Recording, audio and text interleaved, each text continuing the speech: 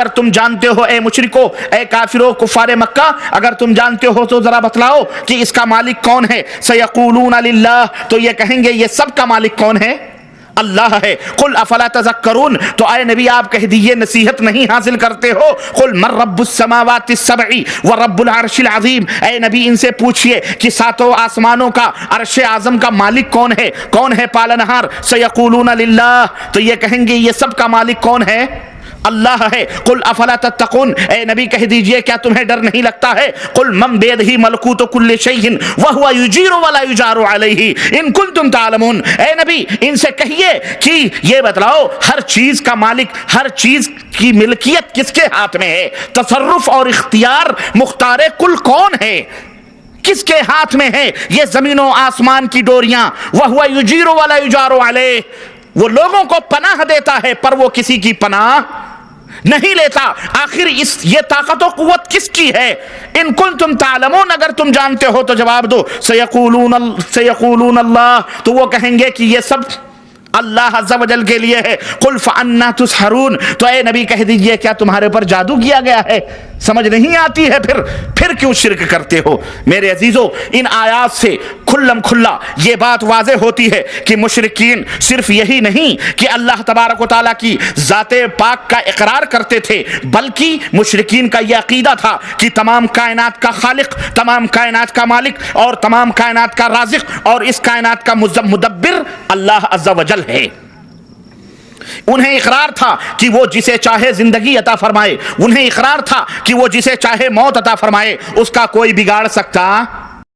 کوئی بگاڑ نہیں سکتا۔ وہ جسے چاہے پکڑے، دنیا کی کوئی طاقت اسے چھڑا سکتی نہیں، چھڑا سکتی ہے، کوئی طاقت اسے بچا نہیں سکتی۔ پھر سوال یہ پیدا ہوتا ہے، آپ کے ذہنوں میں بھی یہ سوال کل بلاتا ہوگا، بچلتا ہوگا کہ پھر وہ مشرک کیوں قرار پائے جب وہ اللہ کے بارے میں اتنا اچھا عقیدہ رکھتے تھے کہ آج کل کے یہ ہمارے ظالم کفار نہیں رکھتے ہیں؟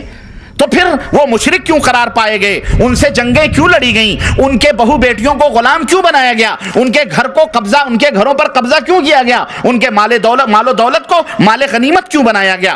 آئیے قرآن ہی سے اس کا جواب لیتے ہیں، قرآن سے ہم اس کو سوال کرتے ہیں۔ اے قرآن تو بتلا کہ آخر وہ مشرکین مکہ جو اللہ کے بارے میں یہ تمام سب عقائد رکھتے تھے، پھر انہیں مشرک کیوں کہا گیا؟ پھر ان سے جنگیں کیوں لڑی گئیں؟ پھر ان سے قتال کیوں کیا گیا؟ کیوں باپ کے سامنے، کیوں باپ بیٹے کے سامنے تلوار بے نیام کر کے غزوہ بدر میں نکلا؟ کیوں ان کے مالوں کو مال غنیمت سمجھا گیا؟ کیوں بیٹے اور باپ میں لڑائیاں ہوئیں؟ کیوں ایک دوسرے کے خون کے پیاسے ہوئے؟ کیوں ان کے دولتوں کو مال غنیمت سمجھا گیا؟ قرآن سے ہم پوچھتے ہیں، قرآن ہمیں جواب دیتا ہے، اور قرآن ہمیں صاف صاف اس کا جواب یوں دیتا ہے کہ سنو دنیا کے لوگوں، یہ جو مشرکین مکہ تھے، یہ لوگ جو تھے، یہ کچھ ہستیوں کو، ذرا غور سے سننا، یہ کچھ ہستیوں کو، کچھ لوگوں کے بارے میں، کچھ ہستیوں کے بارے میں یہ عقیدہ رکھتے تھے کہ ان ہستیوں کو، ان شخصیتوں کو، ان لوگوں کو اللہ کی طرف سے فطری قوتوں سے بالا تر قوت عطا کی گئی ہے۔ اور میں نے اس کی تشریح ابھی کی ہے، فطری قوت سے بالا تر قوت کا مطلب کیا ہے میں نے ابھی بتلایا ہے، اور ہو سکتا ہے تقریر کے بعد میں پوچھوں کہ اس کا مطلب کیا ہے۔ آپ کی جو قوت ہے اس سے بالا تر قوت، وہ یہ عقیدہ رکھتے تھے کہ یہ جو ہستیاں ہیں، یہ جو بزرگ ہیں، یہ اللہ تعالیٰ نے انہیں کچھ ہماری فطری طاقتوں سے ہائی لیول کی طاقت عطا فرمائی، بڑے ہائی لیول کے لوگ ہیں، خاص پاور عطا فرمایا اللہ تعالیٰ نے، خاص پاور۔ اور وہ یہ سمجھتے تھے کہ یہ جو ہستیاں ہیں یہ اللہ سے ہماری سفارشیں کروائیں گی۔ کیا کروائیں گی؟ ہاں، شفیع اور مددگار ہوں گے، ہماری مرادیں اللہ سے پوری کروا دیتی ہیں اور ہمیں اللہ سے قریب کر دیتی ہیں۔ پھر وہ مشرکین جب یہ عقیدہ رکھتے تھے تو ان کے ساتھ چند مراسم اور چند اعمال بھی کرتے تھے، چند کارکرم ہوتے تھے ان کے، جو وہ ان کے ساتھ کرتے تھے اس محبت اور عقیدت میں، جو یقیناً یہ اعمال جو تھے ان ہستیوں کو خوش کرنے کے لیے، اب ظاہر ہے وہی سفارشی ہیں، وہی مددگار ہیں، وہی ان کے مرادوں کو پورا کروانے والے ہیں، تو ظاہر ہے کہ ان کے لیے وہ کچھ نہ کچھ تو کریں گے نا، جبھی تو وہ راضی اور خوش رہیں گے، جبھی تو وہ دیا کریں گے، ورنہ بد دعا کریں گے۔ ہاں، اس لیے وہ کچھ اعمال کیا کرتے تھے جسے اللہ تبارک و تعالیٰ نے ان کی عبادت قرار دیا، اس اعمال کو ان کے ساتھ جو کرتے تھے اللہ نے اس کو عبادت قرار دیا، اور اسی وجہ سے ان کو مشرک کہا گیا۔ اب آئیے یہ دیکھتے ہیں، آپ نے ابھی سنا کہ وہ ہستیاں تھیں، وہ ذات تھیں، کچھ لوگ تھے، وہ ذات اور وہ ہستیاں کون تھی؟ سوال پیدا ہوتا نا، آخر وہ کیسے لوگ تھے، وہ کون لوگ تھے؟ کیا وہ گائے بچڑے تھے؟ کیا وہ چوہے بلی تھے؟ وہ کون تھی؟ وہ ہستیاں کیا تھیں؟ وہ چیزیں کیا تھیں جن کو وہ یہ عقیدہ جن کے بارے میں وہ رکھتے تھے کہ یہ ہستیاں اللہ تبارک و تعالیٰ کی طرف سے کچھ خاص پاور دے کر کے اتاری گئی ہیں؟ وہ ہستیاں کون سی تھیں؟ تو آئیے اسے بھی ہم قرآن سے پوچھتے ہیں۔ چنانچہ میرے عزیزو، جن ہستیوں کو وہ پکارتے تھے، ان ہستیوں کے لیے، انہیں راضی اور خوش کرنے کے لیے وہ بکرے ذبح کرتے تھے، نظر و نیاز کرتے تھے، اور انہیں مشکل کشا سمجھتے تھے، ان کو وہ اپنے کہیں بھی رہتے تھے ان کو اپنی مدد کے لیے پکارا کرتے تھے۔ وہ 4 قسم کے لوگ تھے، 4 قسم کی چیزیں تھیں۔ کتنی؟ انگلیوں پہ گننا کہ کفار مکہ جو تھے، جن چیزوں کو پوجتے تھے، ان کے ساتھ وہ ہستیوں کے ساتھ عقیدہ رکھتے تھے، وہ کتنے قسم کے تھے؟ 4۔ اور یہ چاروں قسم کی چیزیں قرآن کریم میں اللہ عز و جل نے بیان فرمائی ہیں۔ نمبر 1 ملائکہ، فرشتے تھے جن کو وہ پوجتے تھے۔ نمبر 2 انبیاء علیہم السلام تھے، ابھی میں بتاتا ہوں۔ نمبر 3 صالحین اور اس دور کے نیک لوگ، اللہ کے مقرب بندے لوگ تھے جن کو وہ لوگ یہ عقیدہ رکھتے تھے کہ یہ بڑے ہائی لیول کے لوگ ہیں۔ نمبر 4 شجر و حجر، پیڑ پودے اور سورج اور چاند تھے جن کی وہ پوجا اور پرستش کرتے تھے۔ اب آئیے قرآن کریم سے ہم دلیل لیتے ہیں۔ اللہ رب العزت نے ارشاد فرمایا وَجَعَلُوا الْمَلَائِكَةَ الَّذِينَ هُمْ عِبَادُ الرَّحْمَنِ إِنَاثًا أَشَهِدُوا خَلْقَهُمْ سَتُكْتَبُ شَهَادَتُهُمْ وَيُسْأَلُونَ وَقَالُوا لَوْ شَاءَ الرَّحْمَنُ مَا عَبَدْنَاهُمْ مَا لَهُمْ بِذَلِكَ مِنْ عِلْمٍ إِنْ هُمْ إِلَّا يَخْرُصُونَ۔ اللہ رب العزت نے فرمایا کہ یہ مشرکین، انہوں نے فرشتوں کو جو اللہ تبارک و تعالیٰ کے بندے ہیں ان کے بارے میں یہ باتیں مشہور کر دی کہ یہ فرشتے لڑکیاں ہیں۔ کیا ہیں؟ فرشتے کیا ہیں؟ بیٹیاں ہیں، عورتیں ہیں۔ لوگوں کے اندر ان مشرکوں نے یہ مشہور کر دیا کہ یہ فرشتے بیٹیاں ہیں، عورتیں ہیں۔ اللہ فرماتا ہے کہ جب میں نے ان کو پیدا کیا، کیا یہ مشہور کرنے والے اس وقت موجود تھے؟ حاضر تھے؟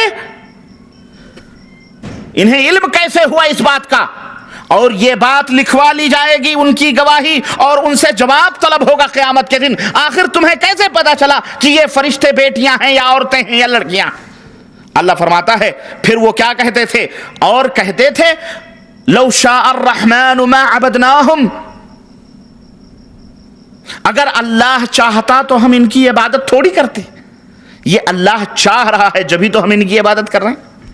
دیکھیں اس آیت کریمہ سے 2 غلطیوں کا پتہ چلا۔ ایک تو یہ کہ وہ فرشتوں کو بیٹیاں تصور کرتے تھے، اور دوسری غلطی یہ تھی کہ دیویاں سمجھ کر ان کی پوجا اور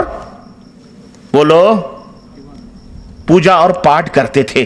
آج زیادہ تر ہمارے ملکوں میں دیکھو گے، بھارت شریف کے اندر اکثر و بیشتر دیویوں ہی کی پوجا ہوتی ہے۔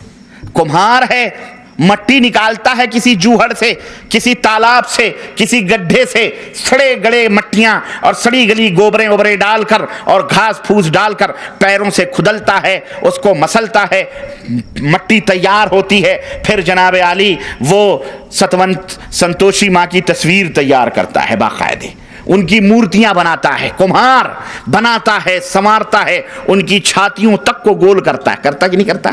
ہاں، باقاعدے ان کی چھاتیاں، ان کی ران، ان کے گال، ان کے چہرے خوب سجا سنوار کر اور خوب لباس پہنا کر اور پینٹ وونٹ مار کر جب سجا سنوار کر رکھتا ہے، تب مہنت جی آتے ہیں، پنڈت جی آتے ہیں۔ کون سے پنڈت جی؟ وہ پنڈت جی جو کہتے ہیں یہ شودر ہیں، شودر کفار، یہ کمہار جو ہوتے ہیں نیچ ذات کے لوگ ہیں، شودر ہیں، اگر ان کا سایہ ہمارے جسموں پہ پڑ جائے تو ہمارے لیے غسل کرنا، اشنان کرنا انیواریہ ہو جاتا ہے، ضروری ہو جاتا ہے، کیونکہ یہ نیچ طبقے کے لوگ ہیں۔ ارے یہی پنڈت جی سے کہو پنڈت جی دان دچھڑا لینے کے لیے ہڑپ کرنے کے لیے تو تم بھول جاتے ہو یہ بات کہ اس ایشور کو بنانے والا بھی یہی شودر ہے, یہی نیچ ذات کا ہے. اسی نے پینٹ مارے ہیں, اسی نے گال اور چھاتیاں تیار کی ہیں, اسی نے خوبصورتی بنا بنا کر کے سجا کے رکھا ہے. آج تم دان دچھنا لینے کے لیے مہنت بن کے آگے اس کے پوجا پاٹ کرواتے ہو. ہے کہ نہیں حقیقت یہ؟ تو دیویاں آج کل اسی لیے کوئی کون سی دیوی ہے, کوئی لکشمی دیوی ہے, کوئی سنتوشی دیوی ہیں, کوئی کالی دیوی ہیں, کوئی پیلی دیوی, سب پوجے جا رہے ہیں. میرا خیال ہے اسی نیتوں سے وہ تمام سب چیزیں انہوں نے لی ہیں اور اس طرح سے وہ اس کی پوجا کر رہے ہیں کہ یہ کہتے ہیں دیوی دیوتا ہیں, اللہ کے بڑے مقرب نعوذ باللہ ہیں, استغفر اللہ. اللہ فرماتا ہے یہ کہتے ہیں مشرکین مکہ. بات یہ مشرکین مکہ کی بات چل رہی تھی. لو شاء الرحمن ما عبدناہم, اللہ نہ چاہتا تو ہم ان کی عبادت نہ کرتے. اللہ فرماتا ہے انہیں اس کی کچھ حقیقت معلوم نہیں ہے بلکہ یہ لوگ اٹکل پچھو مار رہے ہیں. تو اس آیت کریمہ سے ایک بات معلوم ہوئی اور وہ بات یہ ہے کہ مشرکین مکہ جن ہستیوں کی پوجا کرتے تھے, عبادت کرتے تھے, ان میں فرشتے بھی تھے. ان میں کون لوگ تھے؟ فرشتے. پتہ چلا کہ نہیں پتہ چلا؟ اب آئیے, وہ لوگ صالحین اور بزرگان دین کی بھی پوجا کرتے تھے اور ابھی میں بتاتا ہوں کہ وہ کون سے اعمال تھے جو فرشتوں اور نیکوکار لوگوں کے ساتھ کرتے تھے جنہیں عبادت اور پوجا کے نام سے یاد کیا گیا ہے. وہ ابھی میں بتاتا ہوں. وہ صالحین اور بزرگان دین کون تھے؟ اللہ فرماتا ہے اولئک الذین یدعون یبتغون الی ربہم الوسیلہ ایہم اقرب ویرجون رحمتہ ویخافون عذابہ ان عذاب ربک کان محذورا. سورہ بنی اسرائیل آیت نمبر 57. اللہ رب العزت ارشاد فرماتا ہے کہ یہ وہ لوگ ہیں, وہ مقبول بندے ہیں, یہ وہ مقبول بندے ہیں جنہیں کافر پکارتے ہیں, آواز دیتے ہیں, اپنی مدد کے لیے ان کو پکارتے ہیں. اللہ فرماتا ہے ارے یہ اللہ کے مقبول بندے خود اللہ کی طرف قریب ہونے کے لیے وسیلہ اور ذریعہ اور راستہ ڈھونڈ رہے ہیں. تو جو خود اللہ سے قریب ہونے کے ذریعے ڈھونڈ رہا ہو, تم اس کو آواز دے کر کے کیا مطلب حاصل کرنا چاہ رہے ہو؟ یہ تو خود محتاج ہیں, یہ تو خود اللہ سے قریب ہونے کے لیے یہ کوشش اور جد و جہد میں لگے ہوئے ہیں کہ ان میں جو کوئی زیادہ مقرب ہے وہ اللہ کی رحمت کی امید رکھے اور اللہ کے عذاب سے یہ ڈرتے ہیں بیچارے. تو تم ان کو کیوں پکارتے ہو؟ تو اس آیت کریمہ سے ہمیں یہ بات معلوم ہوئی کہ کفار مکہ, مشرکین مکہ جن ہستیوں کو پکارتے تھے اپنی مدد کے لیے وہ بارگاہ الہی کے مقبول بندے تھے, صالحین تھے, نیک لوگ تھے. اور سنو, وہ لوگ انبیاء علیہم السلام کو بھی پکارتے تھے, نبیوں کو بھی آواز دیتے تھے, ان سے بھی مرادیں مانگتے تھے. اس کی دلیل قرآن کریم سورہ بقرہ آپ اٹھا کر کے دیکھیں. سورہ پہلے پارے میں سورہ بقرہ کے اندر اللہ عز و جل نے اس حقیقت کو بیان فرمایا ہے کہ وَإِذْ قَالَ اللَّهُ يَا عِيسَى ابْنَ مَرْيَمَ وَإِذْ قَالَ اللَّهُ يَا عِيسَى ابْنَ مَرْيَمَ أَأَنْتَ قُلْتَ لِلنَّاسِ اتَّخِذُونِي وَأُمِّي إِلَٰهَيْنِ مِن دُونِ اللَّهِ قَالَ سُبْحَانَكَ مَا يَكُونُ لِي أَنْ أَقُولَ مَا لَيْسَ لِي بِحَقٍّ إِن كُنتُ قُلْتُهُ فَقَدْ عَلِمْتَهُ تَعْلَمُ مَا فِي نَفْسِي وَلَا أَعْلَمُ مَا فِي نَفْسِكَ إِنَّكَ أَنْتَ عَلَّامُ الْغُيُوبِ. اللہ عز و جل نے فرمایا جی جب قیامت کا دن ہوگا, قیامت کے دن ہم حضرت عیسیٰ علیہ السلام کو بلائیں گے. اللہ فرماتا ہے عیسیٰ علیہ السلام کو حاضر کیا جائے گا تو اللہ پوچھے گا اے عیسیٰ ابن مریم, اے مریم کے بیٹے عیسیٰ, یہ بتلاؤ کیا تم نے لوگوں سے یہ بات کہی تھی کہ وہ تم کو اور تمہاری ماں کو معبود بنا لیں, تمہیں پکاریں؟ کیا تم نے یہ بات کہی تھی کہ تم سے مرادیں مانگیں؟ کیا تم نے یہ بات کہی کہ تمہارے بتوں کو رکھ کر کے پوجیں؟ کیا تم نے یہ بات کہی تھی کہ تم دونوں کو معبود بنا لو, تم دونوں کو یہ عیسائی معبود بنا لیں؟ قال سبحانک, وہ کہیں گے اے اللہ تیری ذات پاک و صاف ہے, شرک سے پاک و صاف ہے. ما یکون لی ان اقول ما لیس لی بحق, بھلا میں وہ بات کیسے کہہ سکتا ہوں جس بات کا مجھے حق ہی نہیں ہے. ان کنت قلتہ, اے اللہ اگر میں نے یہ بات کہی ہے, فقد علمتہ, تو تجھے علم ہے اس بات کا, تو اس بات کو جانتا ہے. تعلم ما فی نفسی, میرے دل میں جو بات ہے وہ تو جانتا ہے. ولا اعلم ما فی نفسک, لیکن تیرے پاس جو بات ہے, تیرے دل میں جو بات ہے اس کا علم مجھے نہیں ہے. انک انت علام الغیوب, اے اللہ تو تمام غیبوں سے سب سے زیادہ جاننے والا ہے, تمام غیبوں کا سب سے زیادہ جانکار ہے. حضرت عیسیٰ علیہ السلام کیا کہہ رہے ہیں کہ اللہ مجھے اس بات کا حق کہاں سے پہنچا کہ میں دنیا کے سامنے یہ بیان کروں کہ میں تمہاری مرادیں پوری کرنے والا، تمہاری مشکل کشائی کرنے والا۔ اس آیت کریمہ سے یہ بات معلوم ہوا کہ جن لوگوں نے حضرت عیسیٰ کو معبود بنایا ہے وہ لوگ یقیناً قیامت کے دن اللہ تبارک تعالیٰ کے سامنے حضرت عیسیٰ ان لوگوں کا انکار کریں گے اور وہ مشرک ہیں۔ اور اس آیت کریمہ سے یہ بھی معلوم ہوا کہ کچھ وہ ہستیاں جن کو وہ پکارتے تھے، جن کو وہ لوگ آواز دیتے تھے، ان میں نبی اور انبیاء علیہم السلام بھی تھے، ہے کہ نہیں؟ صحیح بخاری کی ایک اور روایت، صحیح بخاری کی ایک روایت میں حضرت عبداللہ ابن عباس رضی اللہ تعالیٰ عنہ فرماتے ہیں کہ جب اللہ کے نبی صلی اللہ علیہ وسلم فتح مکہ کے وقت مکے کے اندر داخل ہوئے تو اس وقت آپ صلی اللہ علیہ وسلم نے دیکھا کہ کعبے کے چاروں طرف 360 بت بٹھائے گئے ہیں۔ ان میں ایک بہت بڑا بت حضرت ابراہیم علیہ السلام کا بھی ہے، حضرت اسماعیل علیہ السلام کا بھی ہے، حضرت مریم کا بھی بت ہے۔ چنانچہ اللہ کے نبی صلی اللہ علیہ وسلم نے اپنا ڈنڈا لیا اور ابراہیم علیہ السلام کی جو مورتی تھی اس کے گلے میں ڈنڈا ڈال کر آپ نے کھینچا اور اس کو توڑا اور فرمایا جاء الحق وزهق الباطل ان الباطل كان زهوقا، حق آ گیا ہے۔ اب حق آنے کے بعد میں باطل ہرگز نہیں رہ سکتا ہے۔ اس طرح سے حضرت ابراہیم علیہ السلام، اسماعیل اور حضرت مریم کے بتوں کو اللہ کے نبی صلی اللہ علیہ وسلم نے ڈنڈا ڈال کر کے، چھڑی سے لے کر کے، پیٹ کر کے اس کو درست کیا اور اس کو توڑ پھوڑ کیا۔ آج کل کے لوگ ہوتے تو کہتے اللہ کے نبی نے حضرت ابراہیم کی توہین کر دی، کیوں؟ ارے ابراہیم کی تصویر تھی، اس کو گلے میں ڈنڈا ڈال کر کے کھینچ، وہ ابراہیم علیہ السلام کی تصویر نہیں تھی۔ ظالموں نے خیالی تصویریں بنا کر حضرت ابراہیم کی نہ وہ تعلیم تھی، نہ حضرت ابراہیم نے اس بات کی تعلیم دی تھی کہ میرے بتوں کو پوجنا اور میرے بتوں کی عبادت اس طرح سے کرنا یا میری عبادت کرنا۔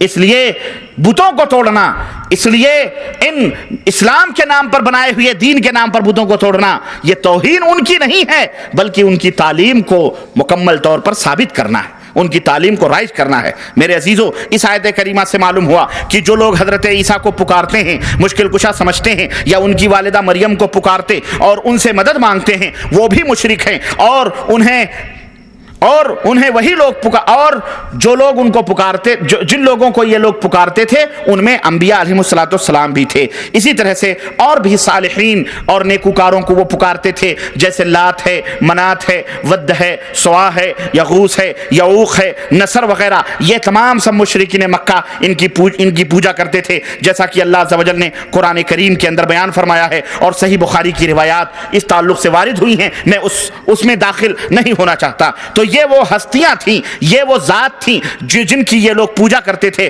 جن میں انبیاء بھی تھے، فرشتے بھی تھے، اور اللہ کے موحد اور نیکوکار بندے بھی تھے۔ یہاں ایک بات آپ یاد رکھیے گا کہ یہ مشرکین جن ہستیوں کو پوجتے تھے ان کے بارے میں یہ عقیدہ نہیں رکھتے تھے، ان کے بارے میں یہ ایمان نہیں رکھتے تھے کہ یہ قوتیں یا یہ اختیارات ان کو اپنے آپ سے حاصل ہوئی ہیں، بلکہ وہ لوگ یہ عقیدہ رکھتے تھے کہ یہ سب اختیارات اور یہ سب تصرفات ان بتوں کو، جن کو ہم پوجتے ہیں، یہ اللہ تعالیٰ نے عطا فرمائے، اللہ تبارک تعالیٰ نے ان کو عطا کیا ہے۔ یعنی ان ہستیوں کی جو طاقت و قوت ہے، جو تصرف اور جو اختیار ہے، یہ عطائی ہے، یہ ذاتی نہیں ہے، وہ یہ عقیدہ رکھتے تھے۔ آپ کہیں گے یہ تو بہت بڑی بات ہے، اگر یہ مرحلہ آ گیا تو پھر تو ہمارے یہاں سارے کے سارے لوگ شرک کے اندر ڈوبے ہوئے ہیں اور یہی عقیدہ رکھ رہے ہیں۔ جب ان سے کہا جاتا ہے کہ بھائی ان کو کیوں پوجتے ہو، ان کو کیوں دستگیر سمجھتے ہو، ان کو کیوں تم مالک سمجھتے ہو، ان سے بیٹا بیٹی کیوں لیتے ہو، تو یہی کہتے ہیں کہ میاں یہ لوگوں کو اللہ تعالیٰ نے عطا فرمایا ہے، اللہ تعالیٰ نے ان کو یہ طاقت و قوت عطا فرمائی ہے۔ ہم یہی کہیں گے ارے یہی عقیدہ تو مشرکین مکہ کا تھا، ان نبیوں کے بارے میں، بزرگوں کے بارے میں، وہ بھی جن بتوں کی پوجا، جن کو بت بنا کر کے پوجتے تھے، وہ یہی عقیدہ رکھتے تھے کہ اللہ تعالیٰ نے ان کو عطا فرمایا ہے، یہ ذاتی طور پر اس کے مالک اور ذاتی طور پر اس کے اختیار اور تصرف کے خالق یہ لوگ نہیں ہیں۔ اس کی دلیل چاہیے آپ کو، اٹھائیے صحیح مسلم جو بخاری کے بعد سب سے مارکت الآرا کتاب ہے۔ صحیح بخاری کے اندر اللہ کے رسول صلی اللہ علیہ وسلم نے اس تعلق سے کتاب الحج باب التلبیہ کے اندر یہ حقیقت واضح فرمائی ہے کہ یہ جو مشرکین تھے جب یہ तवाफ करते थे खाने काबा का, जब ये खाने काबा का तवाफ करते थे या हज करने के लिए एहराम बांधते थे, तो ये मुशरिकीन मक्का क्या कहते थे? लब्बैक अल्लाहुम्मा लब्बैक ला शरीक लक लब्बैक, ऐ अल्लाह मैं हाजिर हूँ, ऐ अल्लाह मैं हाजिर हूँ, ऐ अल्लाह तेरा कोई शरीक नहीं है, मैं हाजिर हूँ। इल्ला, अब यहाँ तक तो बात सही, लेकिन अल्लाह के नबी फरमाते हैं ये जालिम अगर यहीं खामोश हो जाते तो बात बड़ी अच्छी थी, लेकिन इसके आगे हम तो ये कहते हैं ना कि लब्बैक अल्लाहुम्मा लब्बैक ला शरीक लक लब्बैक इन्नल हम्दा वन निअमत लक वल मुल्क ला शरीक लक। ये हम मुसलमान कहते हैं कि ये हम्द और सना, ये मिल्कियत और बादशाहत का मालिक है अल्लाह, तू ही है, तेरा कोई साजी और शरीक नहीं है। लेकिन मुशरिकीन मक्का किस तरह कहते थे? वो कहते थे लब्बैक अल्लाहुम्मा लब्बैक, ऐ अल्लाह मैं हाजिर हूँ, ऐ अल्लाह मैं हाजिर हूँ, ला शरीक लक लब्बैक, ऐ अल्लाह तेरा कोई शरीक और साजी नहीं है, ऐ अल्लाह मैं हाजिर हूँ। इल्ला, इल्ला यहां बढ़ाते थे, वो कहते थे इल्ला शरीकन हुवा लक तमलिकुहु व मा मलक, ऐ अल्लाह तेरा कोई साजी सरी शरीक और पार्टनर नहीं है सिवाय उस शरीक के जिसका तू मालिक है, और जिन कुव्वतों का वो मालिक है उसका भी ऐ अल्लाह तू ही मालिक। समझ आई कि नहीं आई? इल्ला शरीकन हुवा लका तमलिकुहु व मा मलक, तेरा एक साजी और शरीक है जिसका तू मालिक है, और वो साजी शरीक जिन चीजों का मालिक है अल्लाह, तू उन चीजों का भी मालिक है। यानी वो कुव्वतें, वो ताकतें, वो तसर्रुफात, वो इख्तियारात, वो सब ऐ अल्लाह तूने उन्हें अता फरमाए हैं। वो अपनी जात का भी मालिक नहीं है, तूने ही अता फरमाए हैं, तेरे ही दिए से वो सबको बांट रहे हैं, तेरे ही दिए से वो सब कुछ कर रहे हैं। ये उनका अकीदा था। औज़ु बिल्लाह, मुशरिकीन का यही वो अकीदा था मेरे अजीज़ों, मेरे दोस्तों, जिसकी बुनियाद पर अल्लाह अज़्ज़ा वजल ने उन्हें काफिर करार दिया और मुशरिक करार दिया। ये बात आपकी समझ में आ गई है? तो अब आखिरी बात हम आगे बढ़ते हुए हम जरा ये भी देखते हैं कि देखें कि वो बुजुर्ग हस्तियां, उनके साथ वो अमल क्या करते थे। जिस अमल को, जिस काम को अल्लाह तबारक ताला ने उनकी इबादत कहा है, या जिनकी वजह से वो मुशरिक करार पाए, उनके इबादत करने वाले करार पाए, या उनके पुजारी करार दिए गए, कुरान करीम से हम पूछते हैं। अल्लाह अज़्ज़ा वजल कुरान करीम में हमें जवाब देता है। नंबर एक, वो मुशरिकीन जो थे वो उन बुजुर्गों को यानी फरिश्तों को, नबियों और वलियों को अपनी हाजत रवाई और अपनी मुश्किल कुशाई, अपनी मुरादों के लिए पुकारा करते थे। चुनांचे अल्लाह रब्बुल इज़्ज़त इरशाद फरमा रहा है, कुल इन्नी नुहीतु अन अअबुदल्लज़ीना तदऊन मिन दूनिल्लाह, सूरह अनाम आयत नंबर 56। ए नबी, आप दुनिया वालों से कह दीजिए, इन मुशरिकों से कह दीजिए कि मुझे अल्लाह ने मना फरमाया है, मुझे रोक दिया गया है उनकी मैं उनकी इबादत करूं जिनको तुम पुकारते हो।